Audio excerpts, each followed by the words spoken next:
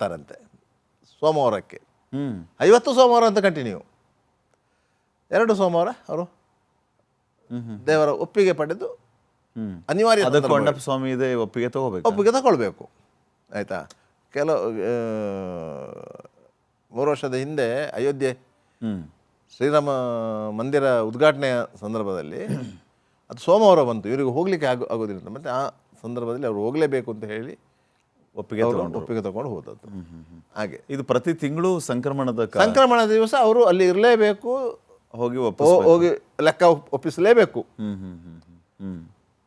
ಏನಾದರೂ ತಪ್ಪಾದರೂ ಅವರನ್ನು ಕ್ಷಮೆ ಕೇಳಬೇಕು. ಆಗ ದೈವಗಳು ಹೇಳ್ತಾರೆ ಅಂತ ಹೇಳ್ತಾರೆ ಅವರು.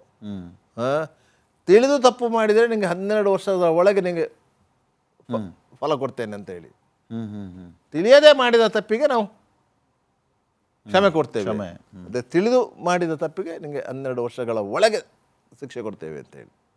ಆದ್ದರಿಂದ ನನಗೆ ಬೇರೆ ಯಾರ ಭಯ ಇಲ್ಲ, ಭಯ ಇರುವುದು ಅವರದ್ದು ಮಾತ್ರ ಅಂತ ಹೇಳ್ತಾರೆ ಅವರು ಒಮ್ಮೊಮ್ಮೆ. ಅಣ್ಣಪ್ಪ ಸ್ವಾಮಿದ್ದು ಇವತ್ತಿಗೂ ಅವರು ಆ ಬೀಡಿನ ಮನೆಯಲ್ಲಿ ಕೂತ್ಕೊಂಡು ಸೋಮವಾರ ದಿವಸ ಅವರು ಕಂಪಲ್ಸರಿ ಆಗಿ ಇರ್ತಾರೆ ಅಂತ ಎಲ್ರಿಗೂ ಗೊತ್ತಿದೆ. ಆದ್ದರಿಂದ ಬೇರೆ ಬೇರೆ ಕಾರಣಗಳಿಗಾಗಿ ಅವರು ಅಲ್ಲಿಗೆ ಬರುವವರು. ಅದು ದೇವಸ್ಥಾನ ಜೀರ್ಣೋದ್ಧಾರ ಇರ್ಬೋದು, ಬೇರೆ ಬೇರೆ ವಿಚಾರಗಳಿರ್ಬೋದು, ಸಹಾಯ ಕೇಳಿಕೊಂಡು ಬರುವವರು ಇರ್ಬೋದು. ಎಲ್ಲರೂ ಬರೋದು ಸೋಮವಾರ ದಿವಸ.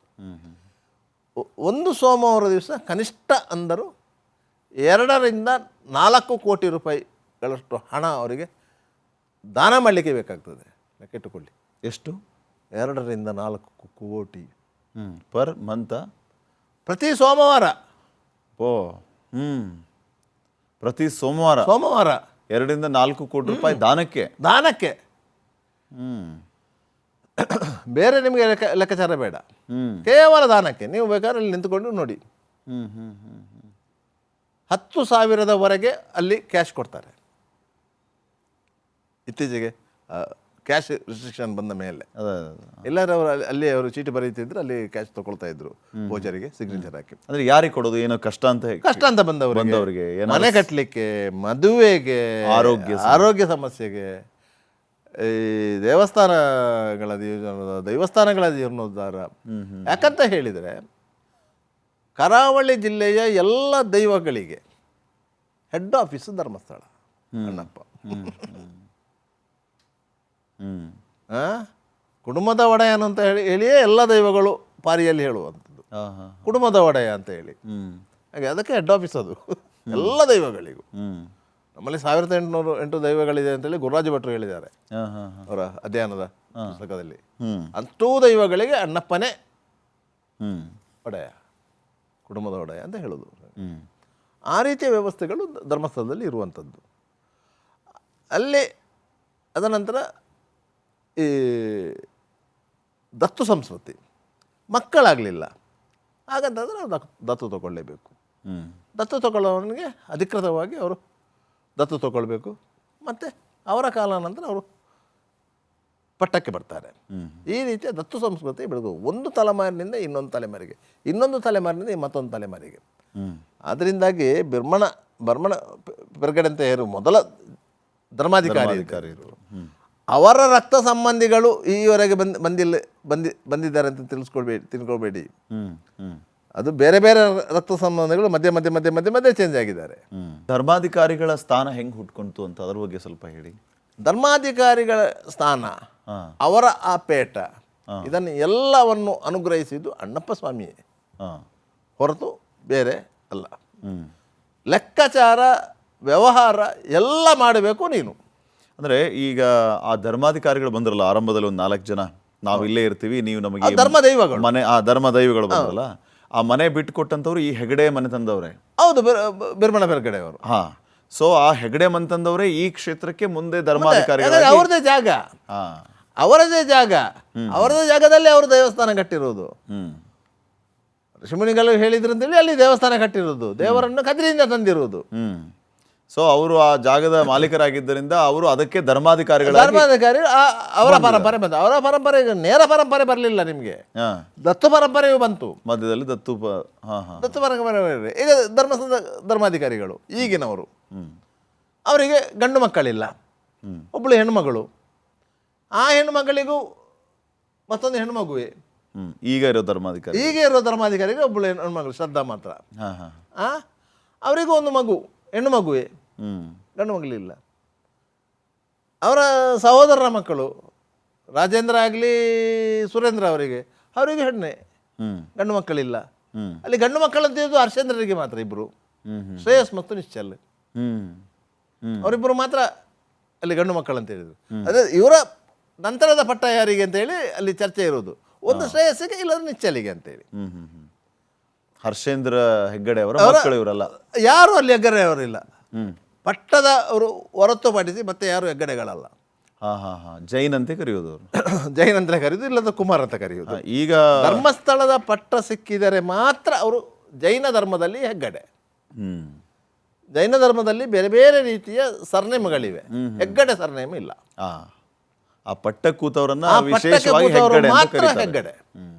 ಆ ಪಟ್ಟದಲ್ಲಿ ಕೂರ್ಬೇಕು ಅವರು, ಅವರು ಹೆಗ್ಗಡೆ. ಅಲ್ಲಿ ಇವರೆಲ್ಲ ಜೈನ್ ಅಂತಾನೆ ಇದು. ಬಾಕಿ ಅವರು ಸುರೇಂದ್ರ ಜೈನ್, ಹರ್ಷೇಂದ್ರ ಜೈನ್, ನಿಶ್ಚಲ್ ಜೈನ್, ಇವರು ಆ ರೀತಿಯ ಪರಂಪರೆ ಇರುವಂಥ ಅಪರೂಪದ ಧರ್ಮಕ್ಷೇತ್ರ ಅದು. ಎರಡು ಧರ್ಮಗಳು ಅಲ್ಲಿ ಸಮ್ಮಿಲನ ಆದಂಥದ್ದು, ಎರಡು ಪಂಥಗಳು ಸಮ್ಮಿಲನ ಆದಂಥದ್ದು ಅಂತ ಒಂದು ಕ್ಷೇತ್ರ. ಆದ್ದರಿಂದ ಅಲ್ಲಿ ಆ ಚತುರ್ಧಾನ ಪರಂಪರೆ ಆವತ್ತಿನಿಂದ ಇವತ್ತಿನವರೆಗೆ ವಾದಿರಾಜ ಸ್ವಾಮಿಗಳ ಆಜ್ಞೆಯಂತೆ ಇಲ್ಲಿವರೆಗೆ ನಡ್ಕೊಂಡು ಬಂದಿದೆ. ಈಗ ಮುಖ್ಯವಾಗಿ ಇನ್ನೊಂದು ಗೊಂದಲದ ವಾದ ಈಗಲೂ ಆಗ್ತದೆ. ಈಗ ನೀವು ಈ ಧರ್ಮಸ್ಥಳ ಕ್ಷೇತ್ರ ಹುಟ್ಟಿದ್ದು ಹೇಗೆ, ಧರ್ಮಸ್ಥಳ ಕ್ಷೇತ್ರಕ್ಕೆ ಧರ್ಮಸ್ಥಳ ಅನ್ನುವಂತಹ ಹೆಸರು ಹೇಗೆ ಬಂತು, ಅದಕ್ಕಿಂತ ಮುಂಚೆ ಅದು ಕುಡುಮ ಅನ್ನೋ ಗ್ರಾಮ ಆಗಿತ್ತು, ಇವೆಲ್ಲ ಭಾಳ ಅದ್ಭುತವಾಗಿ ಹೇಳಿದ್ರಿ. ಈಗ ಒಂದು ವಾದ ಇದೆ ಈಗಲೂ ಕೂಡ, ಜೈನ ಸಮುದಾಯದವರು ಶಿವನ ಆರಾಧನೆಯನ್ನು ಹೆಂಗೆ ಮಾಡ್ತಾರೆ, ಅವರು ಹಿಂದೂಗಳೇ ಅಲ್ಲ, ಅವ್ರು ಹೇಗೆ ಮಂಜುನಾಥ ಸ್ವಾಮಿಯ ಆರಾಧನೆ ಮಾಡ್ತಾರೆ ಅನ್ನುವಂಥವ್ರು ಹಲವು ರೀತಿಯಲ್ಲಿ ವಾದ ಮಾಡ್ತಾರೆ. ಅವರಿಗೆ ನಿಮ್ಮ ಉತ್ತರ ಏನು? ನೋಡಿ, ಜೈನರು ಹಿಂದೂಗಳಲ್ಲ ಅಂತ ಯಾರು ಹೇಳಿದವರು? ಜೈನ ಮತವನ್ನು ಧರ್ಮ ಅಂತ ಹೇಳಿ ಕನ್ಸಿಡರ್ ಮಾಡಿದ್ದು ಯಾವಾಗ?